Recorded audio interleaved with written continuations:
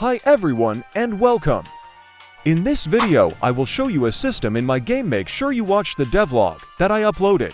Link for the model will be in our Discord. So make sure you join our family and become part of us. Now enjoy! Oi, go, oi, more passion, more passion, more passion, more energy, more energy, more footwork, more footwork, more footwork, more passion, more energy. Alright guys, this is how the ice freezing system works.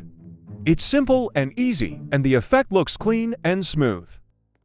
You will find the link in our Discord server. I will upload more systems soon, so stay tuned. I will explain now the script once you get the model make. Sure you read the README script, it has the steps. We start by making the variables needed for our script.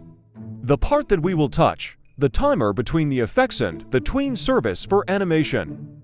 Then we check if it's a player who hit the part and if he is able to touch it. If that's true, then we start doing the effect.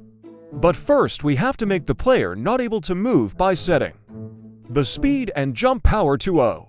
We play the hit sound and we reset the timer meanwhile, making the player take damage. Then we create the ice part that you saw. We create a new instance, which is a part, and we parent it to the workspace, and then I made it so it's anchored and you can't go through it. Then I set its position to the player's humanoid root part. We give it a size and half transparent and an ice color. After we create a tween effect to make a nice spawning animation. After we finish the tween, we make a delay, and then we bring back the player's speed and jump power.